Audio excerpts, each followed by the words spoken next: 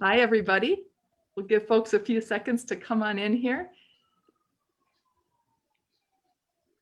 It's right at 7 o'clock. I think we've done it right. We're live with Tosa Talks.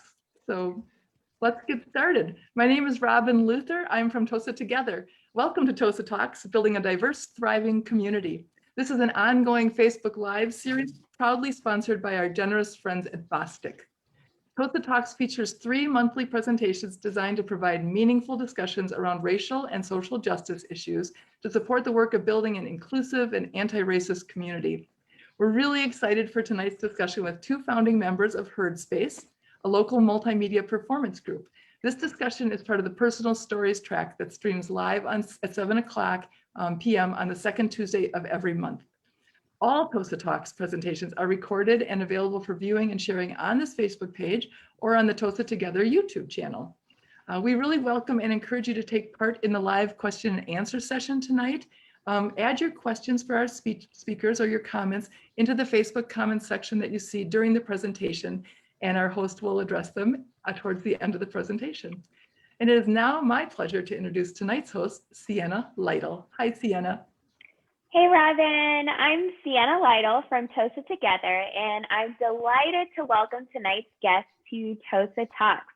Please, everyone, say a big hello to Katie Avila Lomiller and Dana Smith, aka Lotus Funk, from Herdspace. We're so happy to have you guys with us tonight. So I just want to, first of all, thank you both for joining us tonight. We really appreciate you guys coming on to talk to us. So as we get started, you two are the founding members of Herdspace. So why don't you give us a little overview on what exactly Herdspace is? I'll just jump right in. Hi, everyone. Thank you for joining us tonight and in the future. So Herdspace, we are a multimedia performance art collective, and we're made up of several women of color, and we create and make our own original productions, and we delved in theater, poetry, writing. We do all the things. That's awesome. That is so awesome. So before we get into more of a discussion on Herdspace itself, I'm hoping that the both of you can tell us a little bit more about yourselves, like what do you like to do? What do you enjoy? How did you find yourself in Milwaukee? And what are your main interests? We'll start with you, Katie.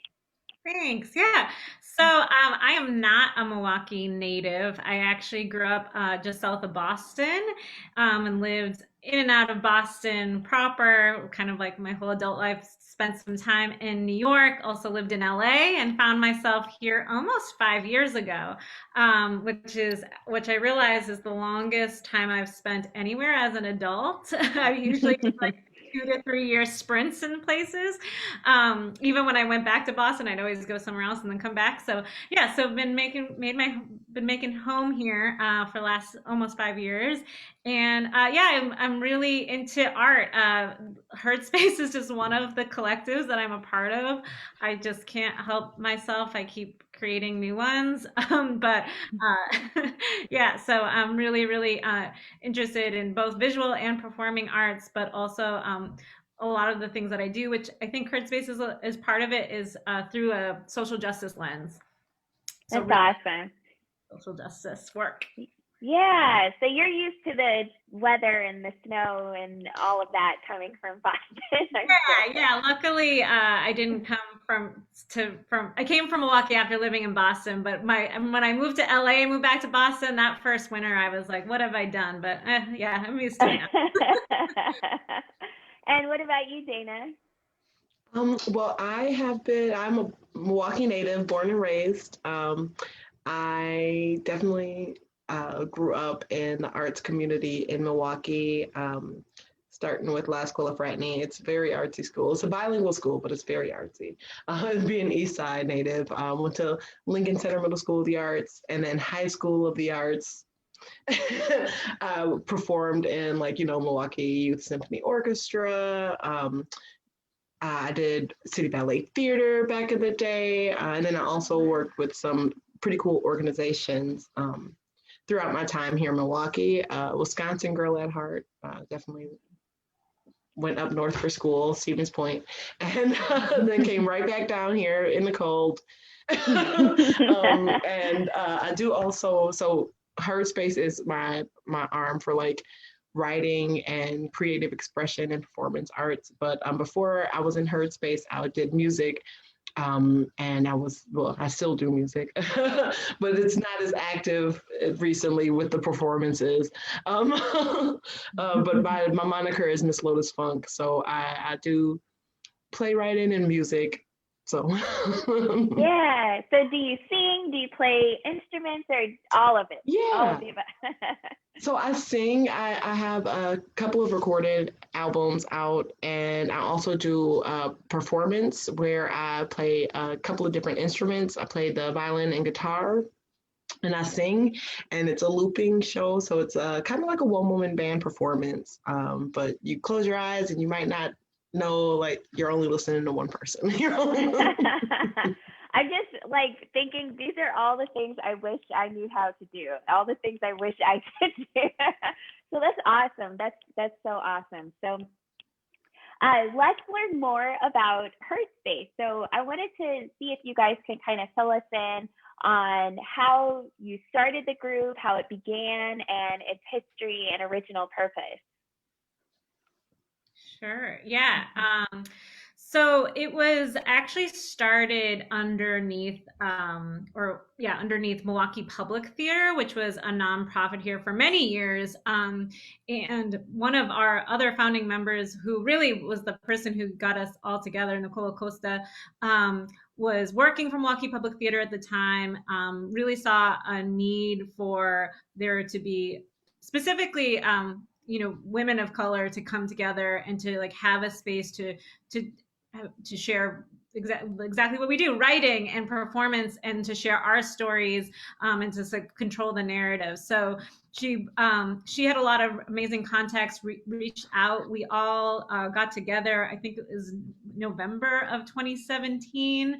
And we had our first meeting, and then we just kept meeting a couple of other times, and kind of she was really open. She was like, I want this to be, what we all want it to be, and why are we all here, and why did we respond to this call? And kind of from there organically grew. And just a little anecdote back to Dana. Dana's a fairly humble person. Her music is amazing. And and I actually had been like kind of a fangirl of Dana's before I met her. And I remember she wasn't at the first meeting, but she was on the second or third. And I was like, oh, it's Dana. That's so awesome.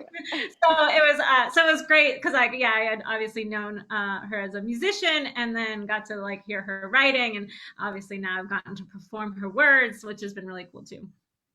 That's awesome. I just love the idea of just, taking the space to create space for women to kind of come together and share your stories and all of that.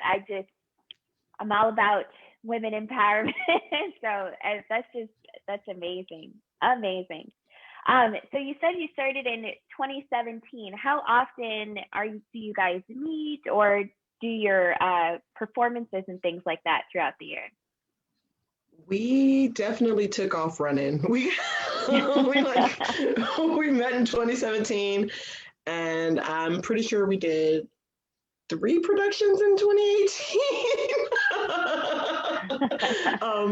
We did our first and last performance with the Milwaukee Public Theater at Summerfest at the kids show, kids stage, and then we followed that up with a performance at an unconventional venue for theater, which was great. I think that place is gone now, but then we ended up with our first ever holiday show in 2018.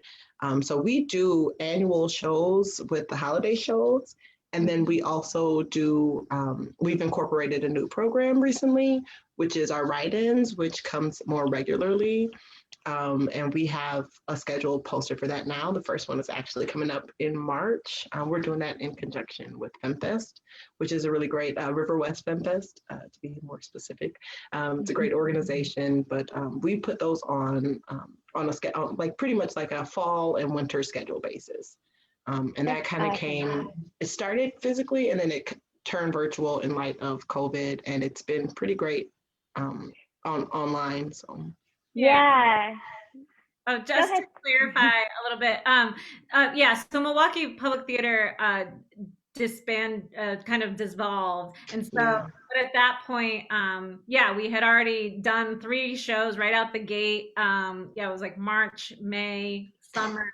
And then the Milwaukee Public Theater kind of was like, oh, they're not going to be a thing. And so we were like, well, we've been doing this, so let's keep going. And so it was sort of and that's when we started getting really organized too, because that's when we really were like, okay, if we're not a part of an organization, then we really need to figure out our own mission, our own vision. And we came together to create that, got our own website and went from there. So that was kind of, it was, a little bit scary because I guess at the first, like I said, Nicole, who had worked there, she had the infrastructure to sort of help, with our marketing, and even was paid to come to our meetings, in part, it was part of her job. So then but it was, we were all in after those 3 productions that we were like, who cares? We'll figure out how to get paid in other ways. So. Yeah.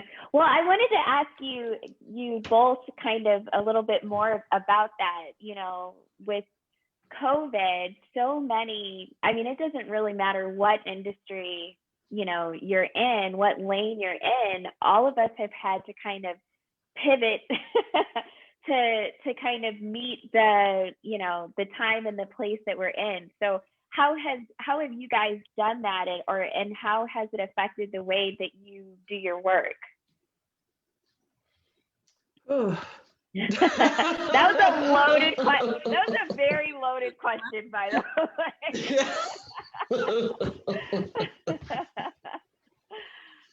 Yeah.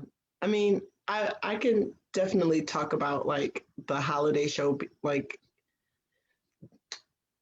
not, I don't want to say benefiting, but in a way, like putting it online has opened our audience to different time zones, even, now you'll see that we have like CST on some of our postings.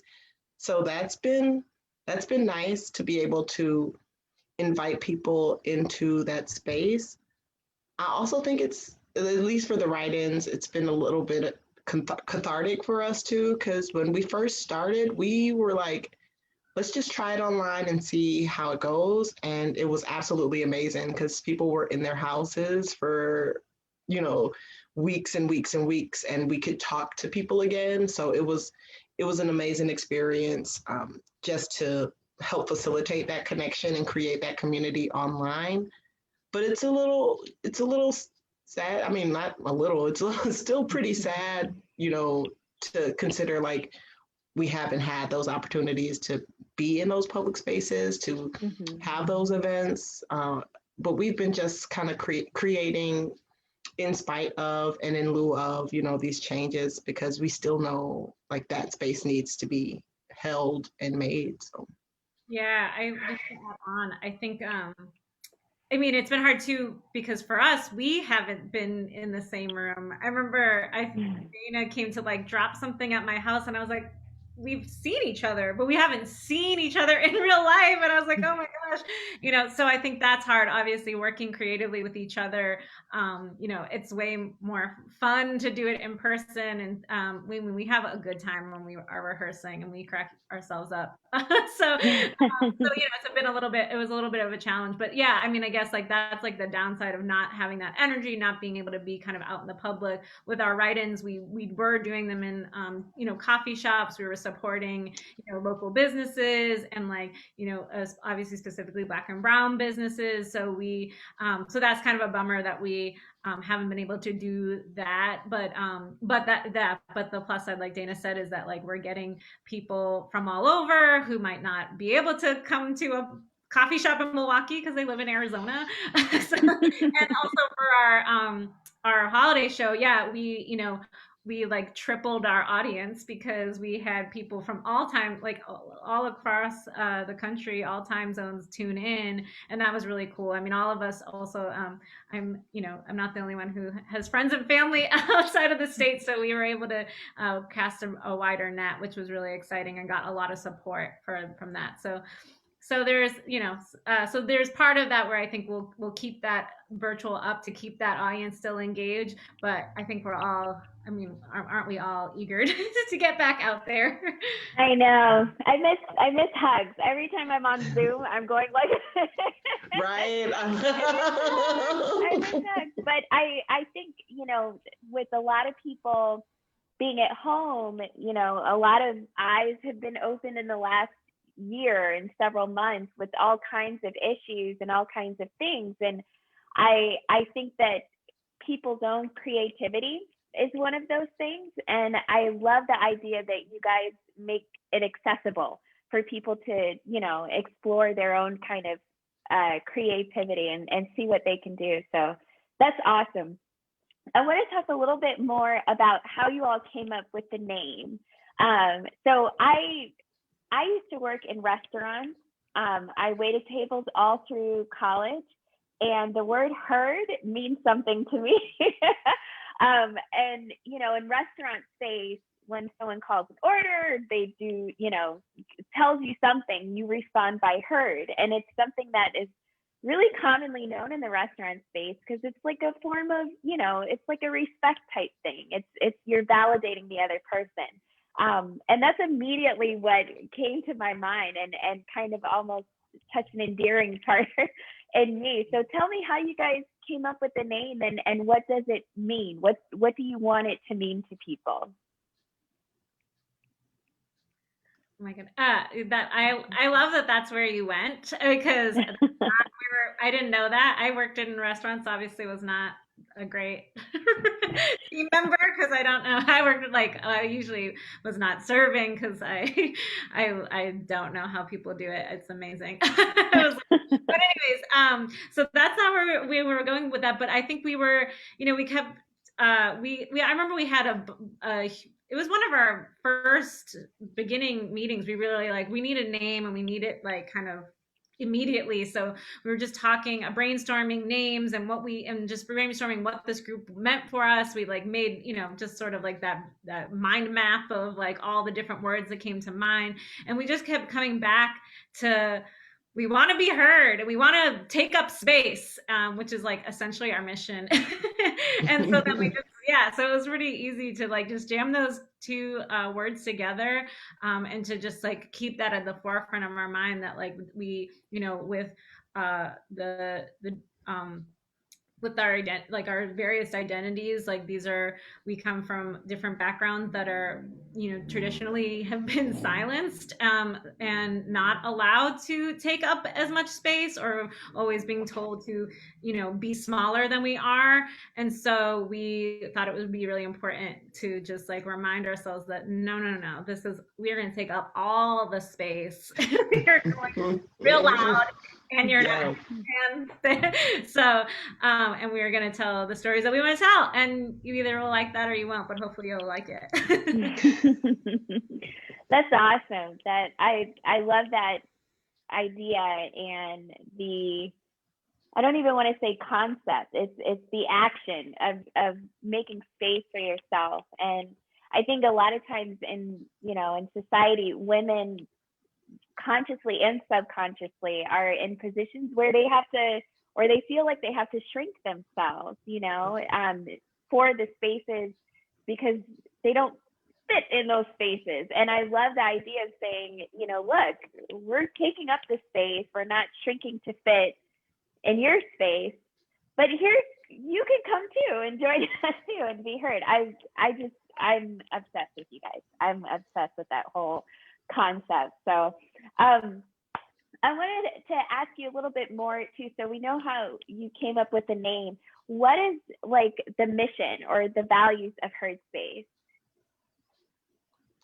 Well, it is, we don't have it memorized. I should commit it to memory. I really should, but it is essentially to carve out spaces, creative spaces for women of color to be heard. And it is our intent to take up space. So that's what it is, not verbatim, but really emphasis on the word carving out the space, because we understand that there has not been space made, and having that intention to to fill it with our stories and our visions and our hopes and desires. So it's really it's like it's in the name, be heard, and make space, take up that space.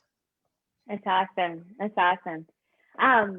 So within your collaborative, what types of talents and passions and people characteristics that are all being put into your collaborative?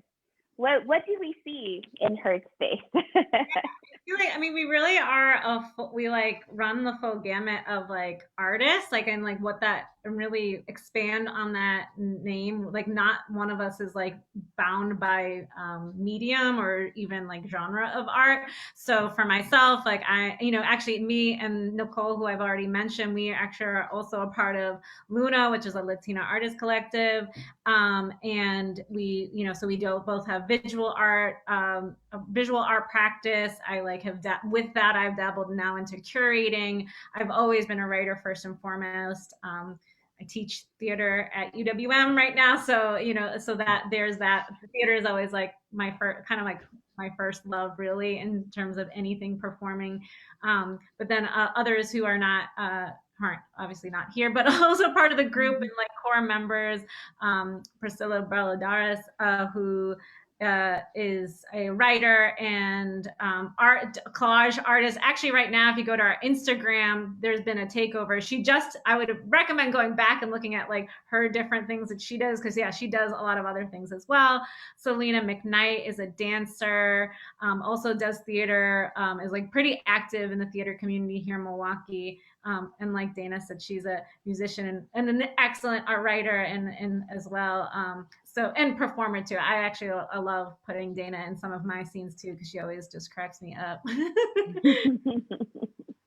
So we're really, I think we like see it at like, we're all sort of dabbling and all have like our strengths in different areas, and we come together. And while, we kind of bring that like holistic kind of view of art when we're doing anything, which makes creating with this group really, really fun. That's awesome. I just love that idea of just expansive. Like there's no kind of limit on how the expression is done. That's awesome. That is awesome. So when you guys first got started, it was just a few of you guys, right? What were like your first meetings like? Gosh, this is a good one.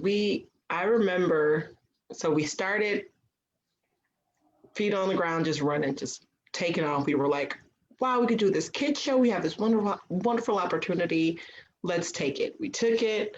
We did it. We were like, that was great. And we're like, let's do it again. And then we did it again. And then that happened like 2 more times. And then we were like, okay, guys. Okay. Let's talk about like organizational structure and who we are and putting times and frames and structures to these things. So those first couple of meetings, it was just like cornucopia of just like creative expression and production. We were just like popping it off like popcorn. It was just happening like everywhere. Any idea, we took it and ran with it. And we still keep that energy. We're not really like stifling ideas, but I think through time we grew in that space that it's like these productions take, we just learn, we just learned through putting it on and, became better and better every time. And now it's not as like, I wouldn't say frantic maybe it kind of felt frantic. It might have been a little frantic at first, but now it's more structured, and we definitely have a working framework that we can move within. And those first couple of meetings, it was really just like, it's so beautiful. I can't describe it. It was such a beautiful coming together of different creative spirits and all that support and successful productions. Yeah, and I think we shared so much of our writing. I think the one of the first meetings, like the prompt was just like bring writing if we had it to share and to read. And I remember I've like never been so nervous. Like I knew some people, like I said, I had known Dana kind of, but like from afar. I knew Nicole because of our other collective, but I didn't know anyone else. And it's like I don't know why I was like I was more scared than like presenting work at like class because I was like I don't know, these people seem really cool and like what if they hate it? What if I'm not actually, but then right out the bat, like we were so supportive of one another. We really respected the writing. We were like really, some of us shared some really vulnerable stuff. And so it was, like right from the get go, we created this really amazing space that was like where we could be vulnerable with each other and say what like in other instances we might not feel like we are comfortable or that we could say. And so I think that also like has carried through. And I think there was at one point, life got busy. We're all doing, like we said, we're all doing like 100 different things. It's not just like all those things are hobbies. Like we're all trying to pursue all those different things actively. So, schedules got crazy and we kind of, we didn't have a space. We had to like create another space for our own creative writing. And so that's when we decided, wait, maybe we're not the only ones who needs this space. And that's sort of how the write-ins were born, because we needed them. We needed to get back to that to create more content for us to produce. But also then we were like, well, let's invite other people too. Like worst case scenario, no one shows up and we still get an hour to write together. But best case scenario, we get to do that and allow others to kind of enter into that and have that same shared space. And I'm always like blown away. And I think it's just the way we open our meetings and we introduce each other, we have an icebreaker. And then we always share our work during the write-ins that like people end up sharing and maybe they weren't like, I know like my partner's daughter who's 14, like she has come to a couple and she's like, I'm not going to share. And then like by the time at the end, she'll share like one thing, so it's like, even like people who are just like maybe a little bit more timid, we create this space where it's like, no, it's okay. Like, this is for everyone. And that's really exciting. Yeah, I love that. It's kind of like, it made me think about like safe space versus a brave space, right? Like a brave space allows you to have that vulnerability, and it may not feel safe, but it makes you brave enough to share it. And that is really kudos to you guys creating that, that type of environment. So I do have a couple of questions from the audience. So we have a question from Facebook. What is one of your shows like, and how do you decide what kind of programming to launch? Our shows are fun and cool.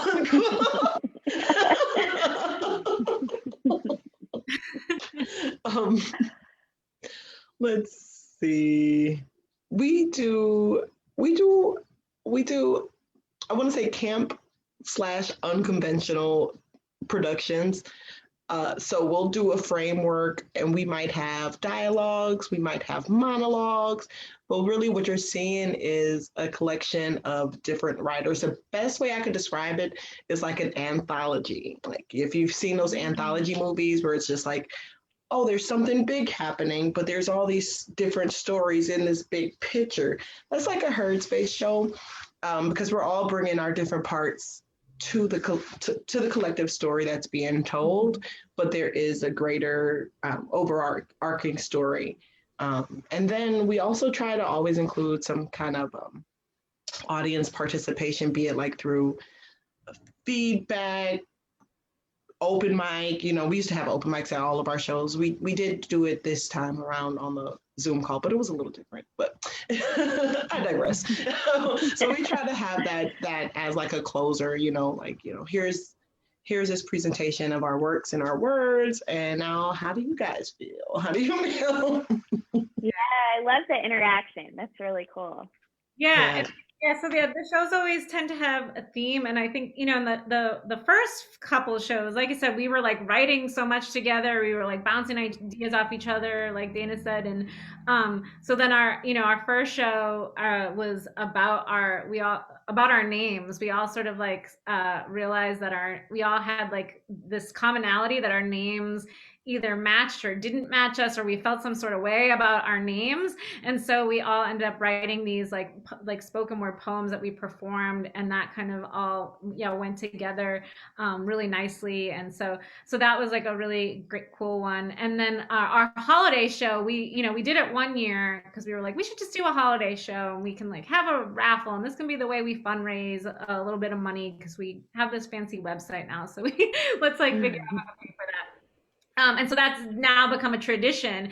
And the first time we did, it was, some of the members were going through some hard stuff, like didn't really want to celebrate. And we were all just like, yeah, sometimes the holidays aren't fun actually. Like we're like, inundated with like, oh, like be happy around this time. And sometimes you're just really not. And so our first one tackled that. And then the second one was around New Year's Eve and those expectations and like everything going wrong. And then this last one was a Friendsgiving / horror show, which felt really nice because wasn't 2020 a Thanksgiving horror show.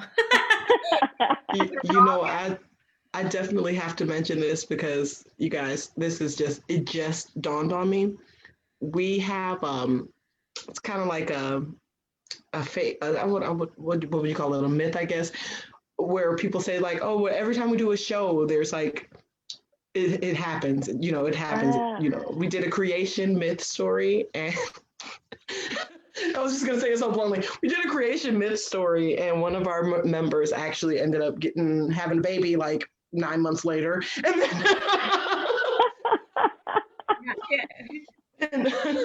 and I just realized now that we did a New Year celebration in 2019, talking about how everything is like a mirage, and we're putting on so many airs and fronts, and everything's really terrible. And then 2020 happened. So it might be true. We might have powers. It's like The Simpsons. You guys your shows are predicting. So we've always had in our mind to do a money show. We have to do that. But you can title it Where the Money Resides. And, everybody. That's awesome. We have more questions from the audience. The next question comes from Ray, and she wants to give a big hello and shout out to Katie. Her question is, how do you balance the stress of COVID with your creativity? And can you complete novices jump in and join one of your write-in sessions? Yes, everyone is welcome to our session. We've had like 14-year-olds to, I don't know how old the max is, but there's no age limit. Anyone can join. I would say if you are bringing the young folks in, just be comfortable that sometimes we swear. But as long as you're okay with the language, we're not too absurd with it, but it happens. But yeah, so all ages, anyone come in, especially the write-ins. Again, you don't have to share. We always provide prompts. And some people write some people I'm just like, how did you write? We only have 20 minutes of writing, and I'm sitting there and I have like 3 sentences and I'm doing this consistently, and then someone's like writes this poem that rhymes and I'm like, what? So it's like it's all across the board there. So everyone is welcome and encouraged. And again, if you want, and we always share prompts, but if you want to bring something else in, great. We've also had people who've come in and are like, I just found this and I'm just going to listen. And actually, you know what, this made me think of a passage of a book I'm reading, and have shared that, and not even their own writings. And so this is like a time for us to just carve out that time and space to create, which sort of answer that question first, because that goes back to COVID and like balancing creativity, which is hard. I am not one of those people who was like, wow, I have all this time and I've completed 17 masterpieces. Yeah, right. No, I am like, I feel like I've needed these write-ins to like keep me consistent and like to have. I am definitely someone who needs structure, even though I resist it like tooth and nail. So that's really helped having these like on the calendar, and we'll share with you. But it's also on our website and on our social. We sat down. We were like, let's just carve out the entire 2021 schedule, so we have that. They're always Thursdays. Look, oh, like just like that magic. So these are all Thursdays at 7 p.m. Central Standard Time, just in case we have some people outside of our time zone tuning in. And so, yeah, so these are all the dates. They're all Thursdays, and they're just an hour. And I think like that's also, we really stick by that, because, you know, sometimes it's all you can do is just an hour. But it's just about that keeping things consistent. And even if it's just like, you know, a couple times a month, that gets a lot of things rolling. So yeah, I don't know if Dana, you want to add to how you've been staying sane and creative. The creativity helps. It does. The writing helps. It's cathartic in the good kind of way. Yeah. I know, and we will definitely share the dates and all of that on the Tosa Together Facebook page, so all of our audience can access that for sure. I did want to ask you all, so you all do this creative method called devised theater, and I kind of wanted to see if you could elaborate more on what that is and how it's used, and how Herdspace has grown from using that method. Yeah, I feel like we did that organically without ever calling it that. And then I was like, okay, I'm a theater teacher. I think we're doing devised workshops or devised theater here.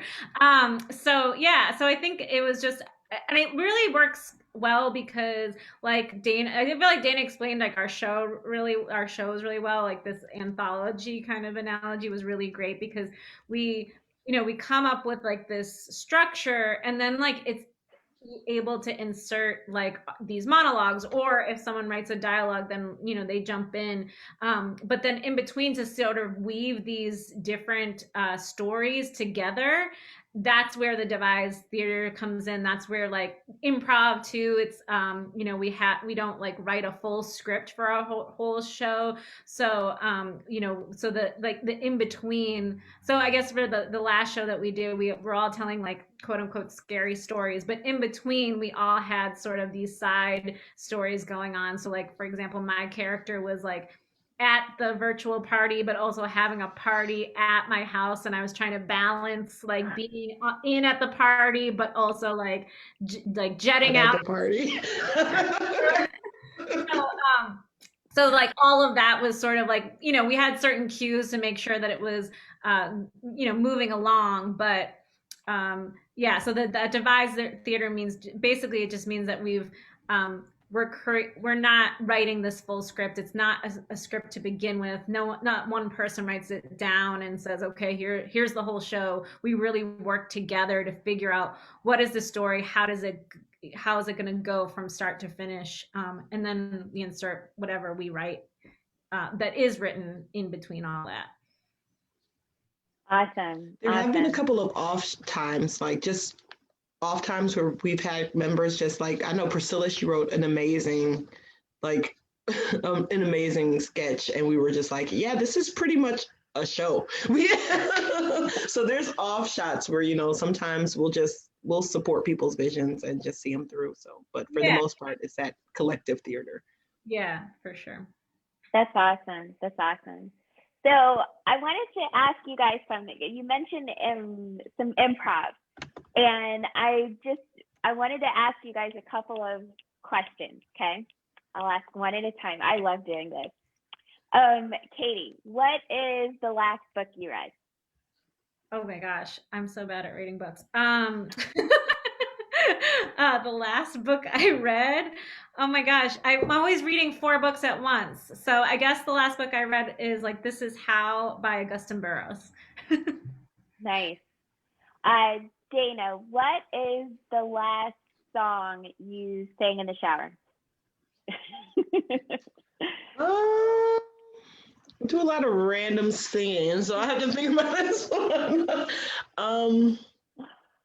Did do a drive. Let me think of a good one. There were so many. I've been listening to a lot of Roy Ayers. I don't know if that counts. That's that two-step Yeah, music. he's got some good ones. Sunshine is a good one. Everybody loves the sunshine. I Yes. drive to music that puts most people to sleep, but I get hype off of it. So it works for me because then everybody else is asleep in the car and I'm just like driving. Remind me to ask you to get invited to the next road trip once COVID is over. Right? I'm playing the jams. Old school. Katie, what is your favorite candy from childhood? Oh, I mean, there was so many. I literally was like Three Musketeers, Twix, M&M's. So much candy when I was a child. So yeah, I'm very into all the chocolate, I guess. That's awesome. I always like to just ask a couple of questions, and you learn more about somebody when you ask them random things like candy and shower songs and things like that. We do have another question from the chat. So this is about the interaction that you guys get at your shows. What kind of feedback do you normally get from the participants? The person who asks is that they imagine the work you do is fun and transformative. It is both those things. Yeah. Yeah. I really like the feedback that we get from participants. And sometimes it comes in the form of just coming up to us after the show or telling us after they seen the performance or been a part of it. But I think my favorite is when we do a show and we open up the stage and then people share their own personal experiences. And I'm like, oh my God, this is amazing. Oh man, we're all friends now. Just feels so great. I know when we did the name show, we opened that up to an open mic afterwards. And, people, they took that time to write their stories about their names and shared it with us. And it was such a beautiful experience. I was so happy. That was the best feedback we ever got. That's awesome. Yeah, our open mics, they've kind of transformed into sure, you can I think at first we were hoping people would perform or share a story, but we've kind of left it open-ended. So it becomes this sort of mashup of sharing their talents to just asking us questions. And yeah, so it just feels very okay, yeah, we're breaking down, this isn't the performers are untouchable. We're okay, we're right here with you, let's talk, we'll answer whatever questions you want, but also yeah, we want to hear your stuff, enough of us, we just have That's awesome. Well, I did want to ask too, since this is officially Black History Month, I'm wondering if you guys can speak to how Herdspace recognizes or celebrates Black History Month, or just the Black experience in Milwaukee. I can speak more to that. I know we have a few women, Black women in the collective, and in Black History Month, we're doing our artist takeover, and everybody's just kind of sharing their stories and appreciating Black History Month in their own ways. And we support each other in the works that we do. I know Selena Mcknight, she's very much so involved in Black theater in Milwaukee, and we share her story. We share all of her plays and events that are going on, because a lot of them are talking about Black issues and what's going on. They recently did. She was recently a part of an online event that was focused on specifically domestic violence in the Black community, and it was amazing. And I found out Selena can sing. I didn't know she could sing. Selena be singing because she got up there and she was singing. I was like, what? I thought she was gonna be performing, but she was singing. So it's an amazing collective. We support our members, and I think there's something special about the group because everybody does recognize, the backgrounds that we all bring to the table and how important it is. And we also have a member. She's like an honorary member because she moved away, but she's from Nubia, and she brings up a lot about like her history, and she's the champion of like Nubian history and stories, and she educated us a lot about just the history of that, because as a Black woman, I always heard the term like Nubian queen and stuff like that. And then I actually met a woman from Nubia who was like, oh yeah, people came over and like took all of our culture away. And I was like, oh no, wait, when did that happen? Very recently. So we, in making the space for like telling and sharing our stories, we have supported, that growth and like the transatlantic, like, or what, the African diaspora. I was thinking of the word, the African diaspora, because it isn't just one Black experience. There's Black people all over, and I think we make an awesome space to help highlight that and share those experiences. So I love it. I love it. I love it.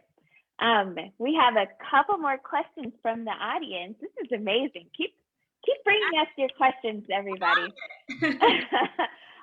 So one new question is, do you tap into MPS students in any way? Do you reach out to involve them with the collective?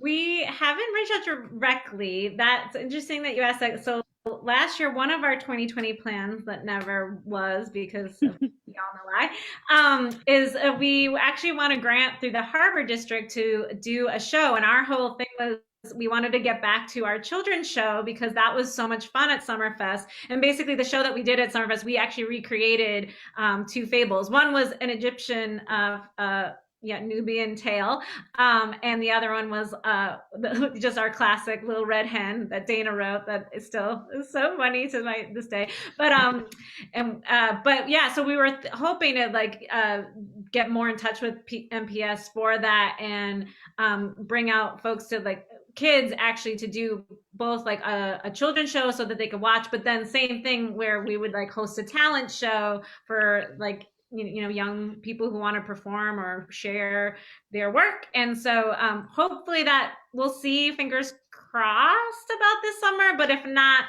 coming soon. We still want to do that, but also that's another thing. We almost all of us have had some sort of educational background. Like I mentioned, I now teach in the university level, but I've taught all ages, and like I think everybody has taught. So we would love to come to your school. If you're a teacher and you have that kind of budget, we can do it online. We have it all. So feel free to spread the word. We would love to work more with students, particularly young women of color, and help them to find their voice and their expression. Yeah. Awesome. Awesome. We also would love to bring like the writing workshops out there. So if there's any people watching who have some students, maybe you want to take a Zoom day off and you want to bring in Herdspace, we would be so thrilled. You don't even know. Yeah. And we older students too. We don't discriminate. We'll teach as young or as old. Yeah, right? You got to work group that needs some talking through. We'll help. Well, why don't you tell everyone how they can get a hold of you all? Yeah, let me pull up our contact. I think our email is here. Yeah, so our Herdspace MKEs are as both how you can find us on Facebook, Instagram, just spelled out Herd, HEARD space SPACE.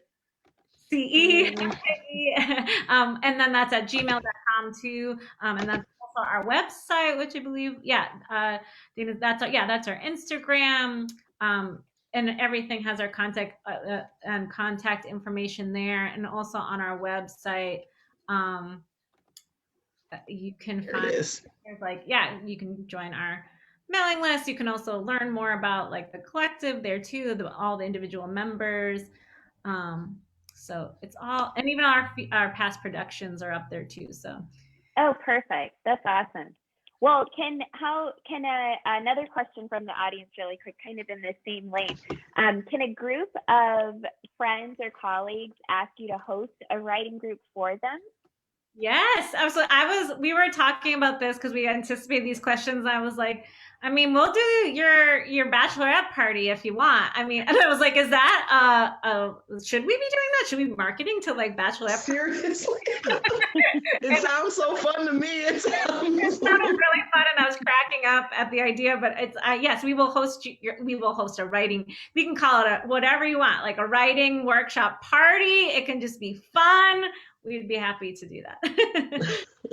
Nice. That's awesome. I'm down. That sounds like a very fun bachelorette party. Also in our write-in session, it's 7:00. That's why I said you're welcome to bring your drink. What your drink of choice? That's probably make it a party. So yeah. Awesome. So we can work it out. What's next for Herdspace? Where do you see it going next year, in a couple years? What do we have in the pipeline? Well, 2021, we have a lot of good things in store, including the writing space, our next holiday kind of show, and then hopefully Harbor District if we're able to do that. So we're looking forward to a good year for 2021 and beyond, I'm sure. Yeah, and we're also we're looking. Actually, I have been actually that's the book I should have said that I just listened to. I listened. It's funny you tripped me up with that question because I was like, I listened to most of my books. Me too. So I could do other things at once. But one of the books I listened to in the last few years was by this group called Teatro Luna, and I've been they're kind of very similar to us, but started in Chicago, now have a wing in LA, and it was kind of serendipitous. I took one of their workshops kind of to reignite creativity, and I was just like, you are amazing. And then I brought to the group, like, we should try to reach out and collaborate with them because they're also women of color. They're like, we should, and then they reached out to us being like, we should collaborate. So maybe future collaboration with and they're many years ahead of us, and do a more personal story work, although they've kind of done it all as well. So that would be like very similar missions though. So maybe stay tuned. Who knows where it will come from that? But we're also trying to grow. Just like, incrementally each year. And like, yeah, just like with the workshops, we haven't really pursued doing workshops in schools or with people, but that's something that we've always talked about, and like how, cool that would be and how much fun we would have. We were also working with another group last year, and we were like, that was so fun giving feedback on writing. Maybe we should do that. So kind of just keep watching. We have our write-ins that are regular, our holiday show that every year gets bigger and better because we plan further ahead. I think the first year we were like, let's do this, and pulled it together in a month. And then the next year it was like a couple months. Next year, 2021, it's going to be, you will have like pyrotechnics, I don't know. Holograms. Right. All we needed was time. All we needed in July versus September, and it's going to be that much of a difference. Well, this is amazing. I really thank you both so much for talking with us. And as we close out, I think, Dana, did you want to share a quick video? I did. I want to share our trailer for our holiday kind of show from last year. Get ready to crack up. All right, I think it's good to go. This year, the holidays were different. Cheers to another messy holiday. Kind of. Priscilla, thanks for having us for Friendsgiving. Yay! Maybe not. Well, Katie, are you in your bathroom?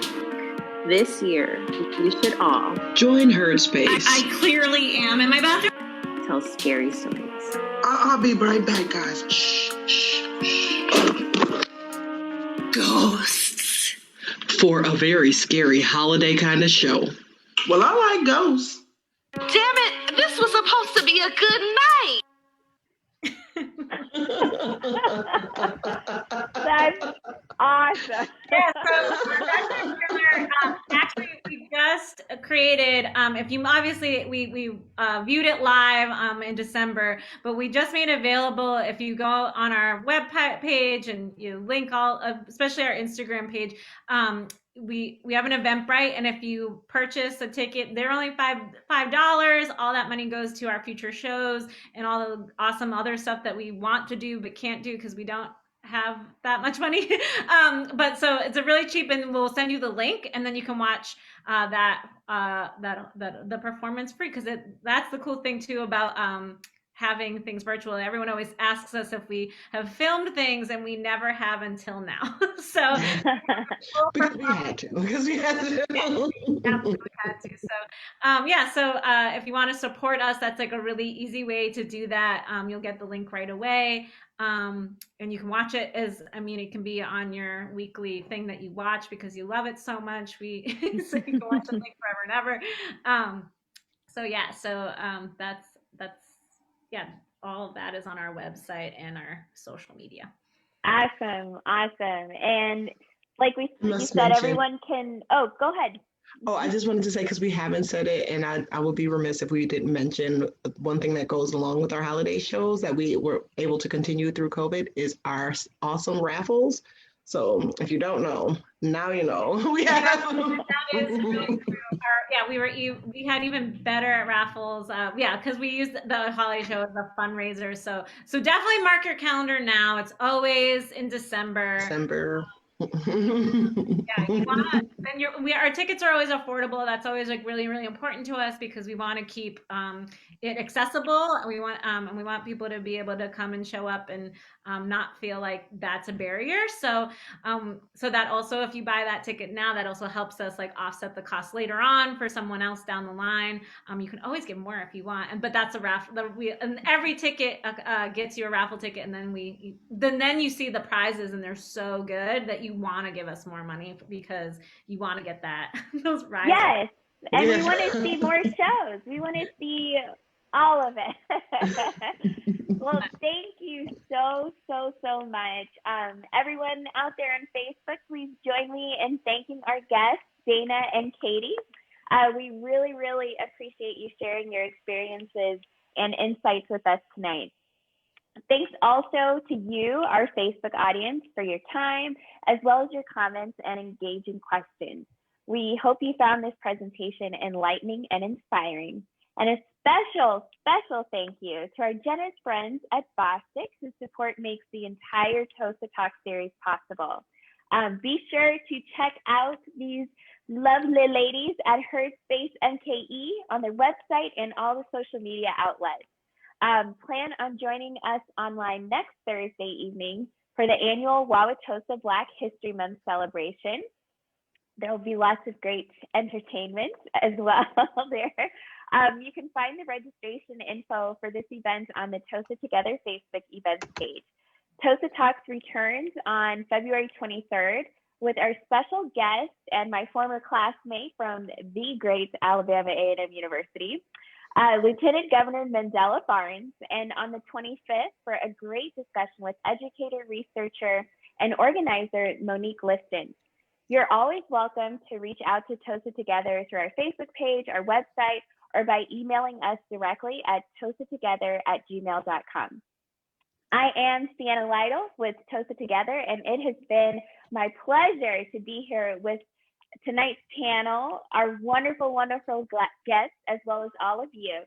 Thank you for being part of Tosa Talks and our mutual effort to build a diverse, thriving community. Good night, everybody. Good night. Thank you.